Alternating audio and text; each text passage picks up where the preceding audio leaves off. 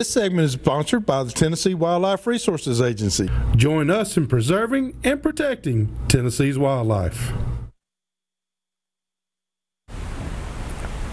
All right, welcome back everyone to Southern Woods and Waters, and you can call us here at 737-7767 with any question you might have. And your cousin couldn't be on here tonight, so we're kind of winging it tonight. He actually had a prior engagement. It was actually with the VBS at his church. He's really involved there, and they had a family night tonight, and he had to be there for that. But he, I was giving him a hard time because he's kind of camera shy about it anyway. And I said, you just find any excuse you can, but that's a good excuse. I'm just giving him a hard time. We're going to get him on here one night though, but a lot of things are still. I mean, if you're a hunting-oriented person, if you like hunting more, this is the time of year you better get busy.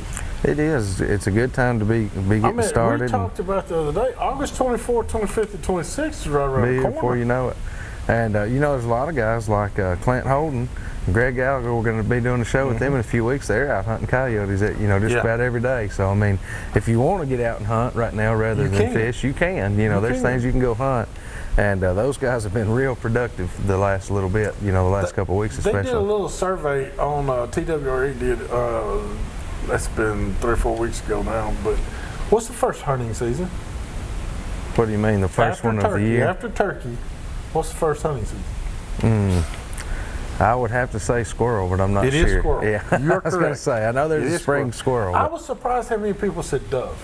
Oh, I got you. September 1st. Yeah, no, I don't remember the exact dates, but there is a spring squirrel season that opens up, and a lot of people take advantage of that, get out and hunt them. But it opens again in August. Yeah, it does. It'll come right back around, so they don't have a very big overlay between the squirrel season. It showed me that not many people think about small game anymore like they No, they don't. I think especially squirrel hunting, and we like to do a lot of rabbit hunting and stuff. I think that's kind of becoming a thing of the past, and I hate to see that because that's how we cut our teeth. I mean, that's how we all, basically got our start, was chasing squirrels with Dad and rabbits, and of course dove hunts and things like that. So I hope to see that kind of come back around a little bit more in the future. So who do we have here? And we got Tony. Tony, how can we help you tonight? Yeah, I'll tell you what about that hunting. There's a lot of bugs and chiggers and ticks involved in that. I'll tell you what, ain't nothing going on the water, I tell them that. Yeah, you ain't kidding about that. You're exactly right. I mean, you got some critters you got to put Yeah. You're a lot better off out there on the water, take your Thermacell and be a lot less to deal with out there, I'll tell you that. Some of these mosquitoes are frying size, brother. There's some monsters. It's been out rough, there, and ticks have been real bad this year too. Yeah, ticks are bad. Chiggers. I mean, here comes blackberry season.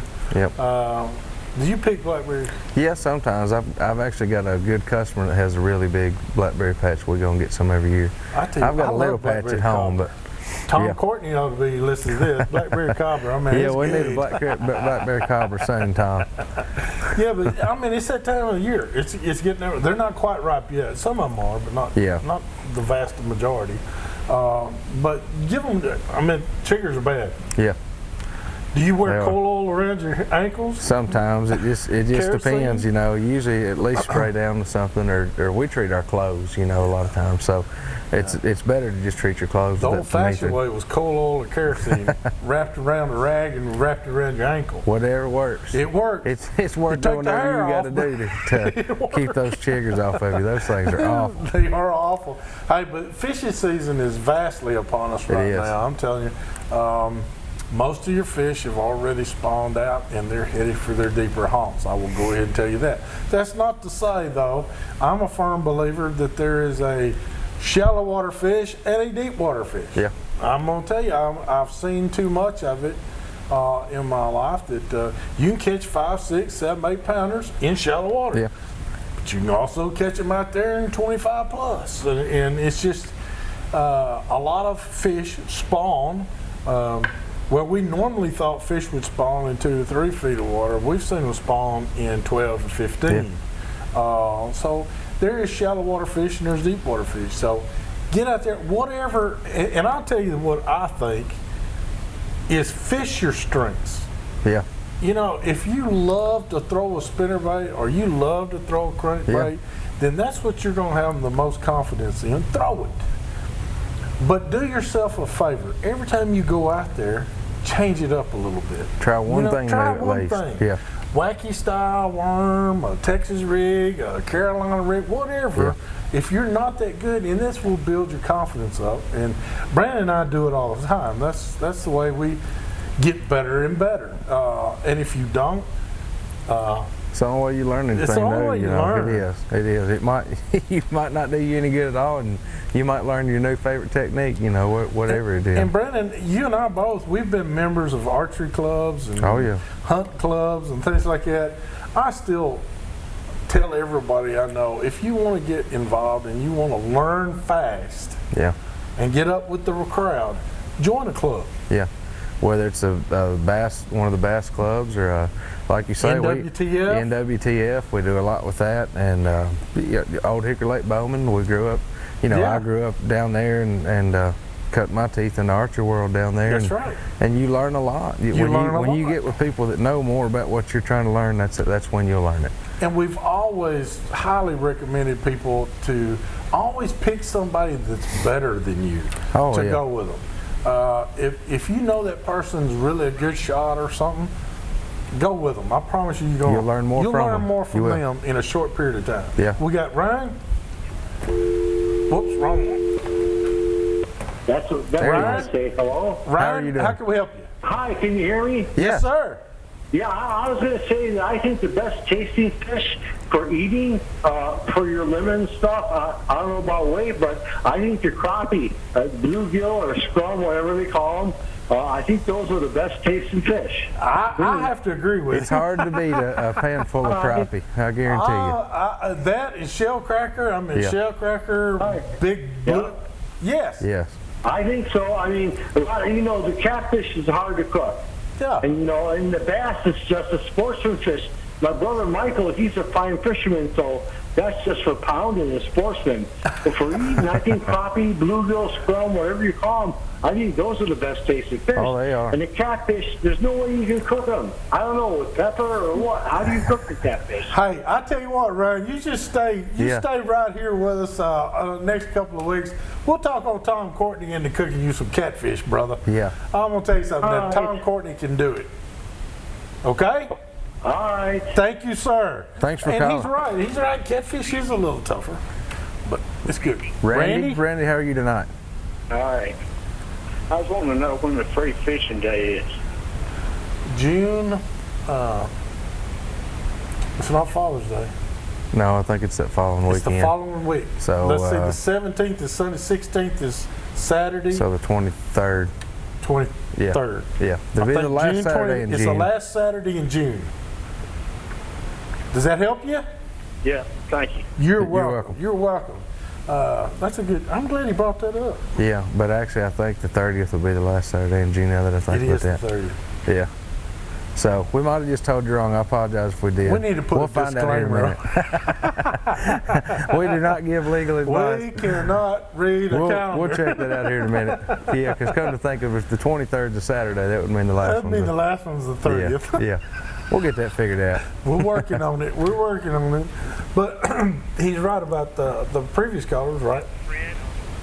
All right, we got another caller. Fred, how can we help you? Hey, just tuned into you guys, and I've never ever heard anybody ever talk about fishing by sculling anymore. Oh, yeah. So, I like to scull and fish with a lemon-glass pole and a whatever kind of bait, but I just love it. Well, I'll tell you what, one day you can follow us up to Reelfoot Lake up there in the northwest part of the state. And sculling is a way to get around up there. You have to scull through all those cypresses up there, and you take a lemon-glass or a cane pole or a graphite pole and just wear out big, huge bluegill. But sculling is how we get around up there. Yeah. A lot of times it's the best way to get around. It's the best way. It's the quietest way. Yeah. So you get up around those cypress knees and everything, and there's usually those big old bull bluegill waiting behind a cypress knee. And with electric motors, it just scares them. Yeah.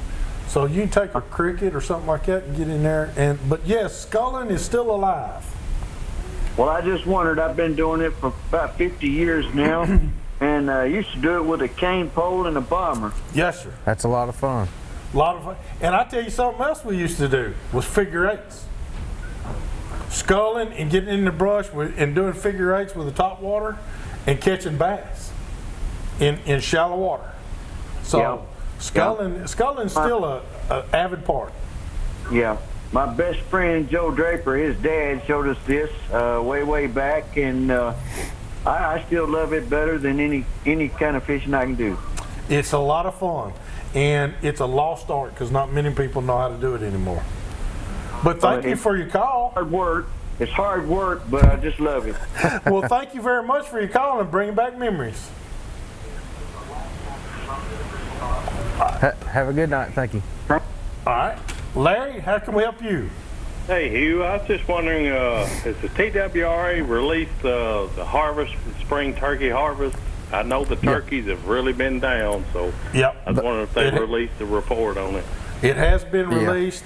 You can go to tnwildlife.org, and it is posted on their website. Yeah, you can look at it by county or by I tried to look state. for it the other day, and I didn't find it. I just wonder if y'all knew where it was at. It's on their website now, and you can look it up by the county. Yeah. You know what the harvest was for that county for this year. Okay, I sure appreciate Well, it. hey, great question, Donna, and you're right. There's a little bit of concern. I will tell you that Tennessee Wildlife is working on to resolve that issue. Okay. All right. Thank you, sir. All right, thank you. And we got. I think that's it. Right now we got to get ready to go do our tip of the week. We got to do our tip of the week. This week's tip of the week is being brought to you by Davison Farmers Co-op. You can go down there and see them at the Nashville location right there on Dickerson Road, just about a mile off of Bradley Parkway. All sorts of things down there right now on sale. Got some springtime things that you can pick up right now and get down there and talk to Miss Laura and them and see what they can do for you. That's right. Great folks over there. What's your tip? Well, you know, we were talking a little bit earlier, kind of touching on cameras a little bit. And, you know, a lot of people have them set up on minerals and sites like that right now, and that's fine, but, you know, a lot of guys might not run them. It's starting to get into that hot and dry part of the year. It is a great time right now to take those cameras and get them set up on a water source. Yes. If you've got a little pond somewhere, a creek that holds water in a particular crossing, something like that they can access easy. All your does that are fawning right now, they're going to be coming for water. Your bucks are coming in for water almost every day. So if you want somewhere you can get a good inventory of what's out there right now, you know, hanging out for summer patterns, a water source is a great place to do it right now. And that could be a creek. It could. Just any viable water source that'll hold water. And it also, if you put them on creeks, it'll give you some trail patterns. Yeah, sometimes you'll learn where they're crossing those creeks, and a lot of times they're hand in hand. Yes, you know, a good water and holding a crossing. So. And so, good luck out there. But please remember, the snakes are out. It's illegal to kill them. Just walk away, get away from them. I promise you, it'll be okay. And if you do kill one, please don't put it on Facebook. We see it every day. We're seeing it every day, and people. I mean, TWRA loves it. They just write you a ticket for it. But that's right. Don't brag about it. I promise. Okay. Anything else we got? That's it. We're going to get ready to take a break. We'll be back here in just a minute with our recipe from Mr. Tom Courtney. All right.